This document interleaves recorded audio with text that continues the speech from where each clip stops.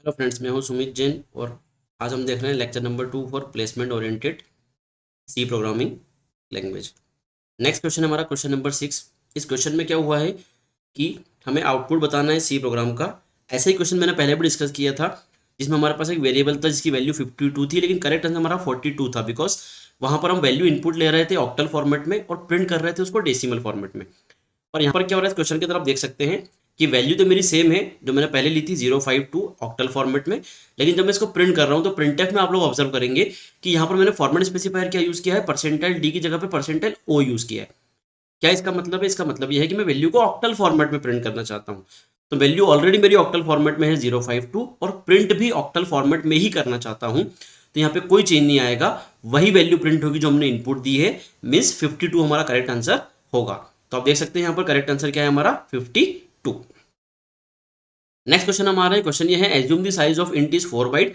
आपको एज्यूम करना है कि इंटीजर जो हमारा डेटा टाइप है उसकी साइज 4 बाइट है। यहाँ पर एक वेरिएबल है आई जिसकी वैल्यू 5 है और उसके बाद एक वेरिएबल है VAR जिसकी वैल्यू को सेट किया गया है size of I plus plus.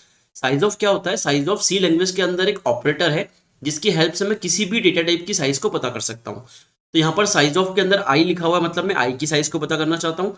आई किस तरह का वेरिएबल है? इंटीजर वेरिएबल है और क्वेश्चन में स्टार्टिंग में ही मुझे बताया गया है कि इंट की साइज क्या है मेरी 4 बाइट। इसका मतलब VAR की वैल्यू तो क्या होने वाली है यहाँ पर 4। अब एक पॉइंट माइंड में यहाँ पर यह आएगा हमारे माइंड में कि आई प्लस प्लस किया गया है, इसका मतलब क्या होने वाला है? यहाँ पर आई की वैल्यू 5 से इंक्रीमेंट होकर 6 हो जाएगी। तो उसके अकॉर्डिंग अगर देखें तो करेक्ट आंसर हमारा बन रहा है आई की वैल्यू 6 और VAR की वैल्यू 4, मतलब करेक्ट आंसर होगा 6 और 4। लेकिन ऐसा होगा नहीं। आप देख सकते हो कि करेक्ट आंसर क्या है यहाँ पे 5 एंड 4। ऐसा क्यों हो रहा है? बिकॉज हमें जो लग रहा था कि आई प्लस प्लस से आई की वैल्यू 6 हो जाएगी 1 से इंक्रीमेंट होके, वो नहीं होगी। बिकॉज साइज ऑफ ऑपरेटर के अंदर अगर आपने कोई एक्सप्रेशन लिखा है तो वो एक्सप्रेशन कभी इवेल्युएट नहीं होता है। इवेल्युएट नहीं होता मतलब कंपाइलर उस एक्सप्रेशन को परफॉर्म करता ही नहीं है। तो यहाँ पे आई प्लस प्लस परफॉर्म होगा ही नहीं, तो दैट इज द रीजन कि आई की वैल्यू इंक्रीमेंट नहीं होगी, इसलिए आई की वैल्यू 5 ही रहने वाली है। इसलिए आपका करेक्ट आंसर यहाँ पर होने वाला है 5 के साथ में 4। नेक्स्ट हमारा हमारे क्वेश्चन नंबर 8 के ऊपर, जहां पर आपके पास दो वेरिएबल है ए और बी। दो वेरिएबल और लिए गए हैं सी और डी और उनकी वैल्यू एक इक्वेशन के थ्रू सेट की है। फर्स्ट एक्सप्रेशन है मेरा प्लस प्लस ए, देन उसके बाद और ऑपरेटर है आपका और देन है बी प्लस प्लस। अगली इक्वेशन में है B minus minus logical and operation और साथ में माइनस माइनस ए।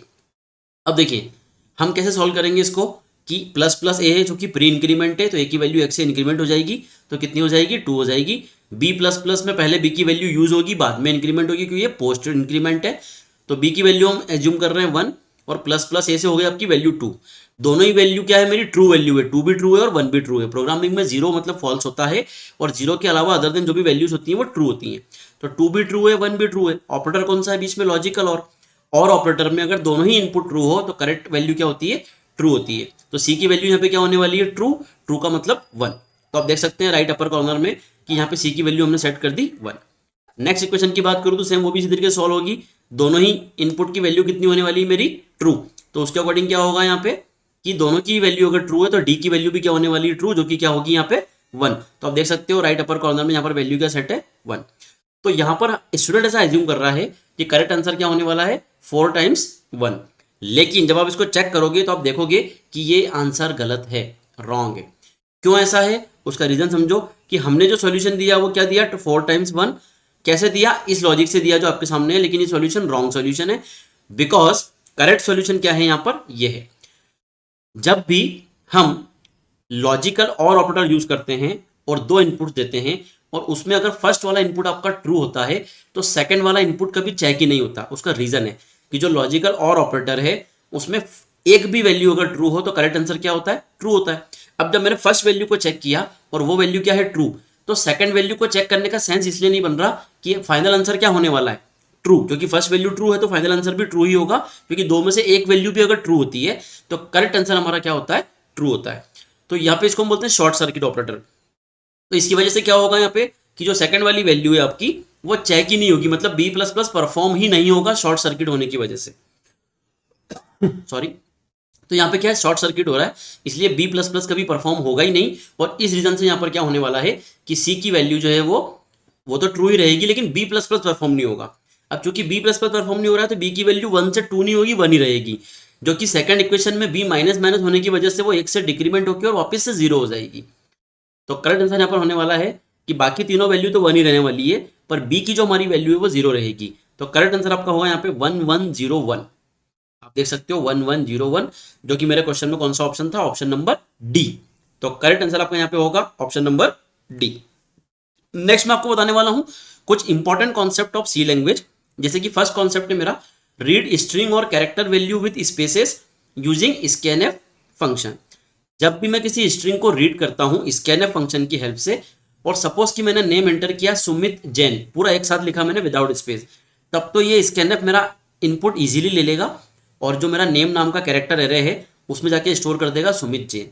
लेकिन अगर इसी सेम प्रोग्राम में मैं इनपुट देता हूं सुमित स्पेस और जैन, तब ये इनपुट नहीं ले पाएगा, बिकॉज जो सी लैंग्वेज का स्कैनएफ फंक्शन है उसका एक लिमिटेशन है। क्या लिमिटेशन है? कि वो सिंगल वर्ड की स्ट्रिंग को ही इनपुट ले सकता है। अगर उसके बाद में स्पेस है और देन सेकंड वर्ड है तो उसको वो इनपुट नहीं ले पाता। मतलब कह सकते हैं कि स्कैनएफ फंक्शन सिर्फ स्पेस तक ही इनपुट ले पाता है, स्पेस के बाद का जो भी आपका इनपुट है उसको स्कैनएफ नहीं ले पाता, ये उसका लिमिटेशन है। इस लिमिटेशन को हम ओवरकम कैसे करेंगे? इसको हम ओवरकम कर सकते हैं कॉन्सेप्ट के थ्रू। हम क्या करेंगे कि स्कैनएफ के अंदर जो मैंने परसेंटाइल लिखता हूँ फॉर्मेट स्पेसिफायर के लिए, उसके जस्ट बाद में क्या करूंगा, स्क्वायर ब्रैकेट लगाऊंगा, और स्क्वायर ब्रैकेट के अंदर मैं क्या करूंगा, कैप का साइन और देन /n। इसका मतलब यह है कि मैं स्कैनएफ को फोर्स कर रहा हूं कि आपको तब तक इनपुट लेना है जब तक कि /n नहीं आता। अब /n क्या होता है? तो सी लैंग्वेज में /n एक स्केप सीक्वेंस है जिसकी हेल्प से हम क्या करते हैं, न्यू लाइन कैरेक्टर इनपुट देते हैं। तो /n का मतलब होता है न्यू लाइन। जहां पर भी आप /n लिखोगे वहां पर क्या होगी, आपके प्रोग्राम में लाइन चेंज हो जाती है। तो यहां पर हम स्कैनएफ को फोर्स कर रहे हैं कि आपको तब तक इनपुट लेना है जब तक कि /n नहीं आता, मतलब न्यू लाइन कैरेक्टर नहीं आता है। नेक्स्ट कॉन्सेप्ट है मेरा read string after integer input या read character after integer input. जब आप चेक करेंगे तो आप देखेंगे कि सी लैंग्वेज में की प्रॉब्लम है कि सपोज मैं किसी एक इंटीजर वेरिएबल के अंदर वैल्यू इनपुट ले रहा हूँ और उसके जस्ट बाद में स्कैनएफ का यूज करके किसी कैरेक्टर वेरिएबल में वैल्यू इनपुट ले रहा हूँ, तो वो जो आप इनपुट दोगे कैरेक्टर के लिए वो कैरेक्टर वेरिएबल में जाके स्टोर होगा ही नहीं। क्या रीजन है उसका? उसका रीजन ये है कि जब मैं इंटीजर वैल्यू को इनपुट दूंगा, सपोज मैंने एक इंटीजर वैल्यू इनपुट दी 5 और देन मैंने एंटर प्रेस किया नेक्स्ट वैल्यू के लिए, उस 5 वैल्यू को इनपुट देने के बाद जो आप एंटर प्रेस कर रहे हो वो एंटर हमारे बफर में जाके स्टोर हो जाता है।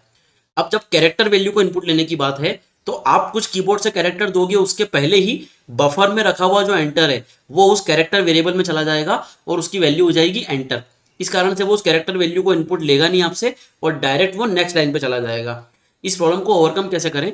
इस प्रॉब्लम को ओवरकम करने के लिए हमारे पास एक तरीका है कि जब मैं किसी इंटीजर वैल्यू को इनपुट ले रहा हूं, उसके बाद जब मैं कैरेक्टर वैल्यू को इनपुट ले रहा हूं, तो मैं उस कैरेक्टर वैल्यू को इनपुट लेने से पहले उन दोनों के बीच में एक टेम्पररी कैरेक्टर वेरिएबल लगा दूं स्कैनएफ के अंदर, ताकि वो जो बफर में एंटर की रखी हुई है मेरी वो उस टेम्पररी नाम के कैरेक्टर वेरिएबल में चली जाए और उसके बाद जो मैं कीबोर्ड से इनपुट दूं वो मेरे उस कैरेक्टर वेरिएबल में जाना चाहिए जिसमें मुझे इनपुट लेना है। तो आप देख सकते हो यहाँ पे कि करेक्ट सॉल्यूशन क्या होने वाला है, यहाँ पर ये होने वाला है। जहाँ पर मैंने क्या किया, एंटर एज का एक मैसेज दिया, एज इनपुट ले ली, उसके बाद जो मैं एंटर प्रेस करूंगा वो नेम में चला जाएगा। उसको रोकने के लिए नेम को इनपुट लेने से पहले मैंने एक स्टेटमेंट यहाँ पे एक्स्ट्रा कर दिया है स्कैनएफ, और जिसमें मैं परसेंटाइल सी का यूज करके टेम्पररी नाम के मेरे कैरेक्टर वेरिएबल के अंदर मैं वैल्यू इनपुट ले रहा हूँ। तो होगा क्या, बफर में रखी हुई वो जो एंटर की है वो इस टेम्प नाम के वेरिएबल में चली जाएगी और उसके बाद अब जो मैं कीबोर्ड से इनपुट दूंगा, मेरा नेम सुमित स्पेस जैन या सपोज जो भी आपका नाम होगा, वो आपके प्रॉपर जो आपका नेम नाम का एरे है उसमें इनपुट चला जाएगा। तो जब भी कभी आप इंट वैल्यू के बाद कैरेक्टर वैल्यू को इनपुट लेते हो तो इस प्रॉब्लम को ओवरकम करने के लिए आप बीच में क्या कर सकते हो, उस बफर में रखे हुए एंटर को किसी टेम्पररी कैरेक्टर वेरिएबल के अंदर स्टोर करवा दोगे तो आपको ये प्रॉब्लम फेस नहीं करना पड़ेगी। नेक्स्ट हमारा आज का लास्ट कॉन्सेप्ट है percentile D and percentile I format specifier. वैसे देखा जाए तो ये दोनों ही इंटीजर वैल्यू के लिए होते हैं। परसेंटाइल डी का यूज हम अक्सर करते हैं प्रोग्राम में, लेकिन कई स्टूडेंट को ये पता नहीं होता कि डी के प्लेस पे मैं आई भी लिख सकता हूँ। एक सोचने वाली बात है कि कैरेक्टर के लिए परसेंटाइल सी होता है, स्ट्रिंग के लिए एस होता है, फ्लोट के लिए एफ होता है, मतलब सभी का फर्स्ट लेटर। तो इंटीजर के लिए भी आई होना चाहिए, लेकिन हम डी लिखते हैं। तो इसमें आपको कंफ्यूज नहीं होना है, आप डी की जगह पे आई भी लिख सकते हो, तब भी आपके आंसर में कोई इफेक्ट नहीं आएगा। तो फिर मैं यहाँ पे आपको क्यों बताने वाला हूँ कि इन दोनों फॉर्मेट स्पेसिफायर में डिफरेंस क्या है। तो अगर आप इन दोनों फॉर्मेट स्पेसिफायर को प्रिंटएफ के अंदर यूज करते हो वैल्यू प्रिंट करने के लिए, तब तो आपको कोई डिफरेंस नहीं मिलेगा, आपका आंसर सेम आएगा जैसा परसेंटाइल डी से आएगा, सेम आंसर आपको परसेंटाइल आई से भी मिलेगा। तो एज ए आउटपुट स्पेसिफायर इन दोनों में कोई डिफरेंस नहीं है, बट अगर आप इनको as a input specifier use करते हो तो थोड़ा सा डिफरेंस इनमें है।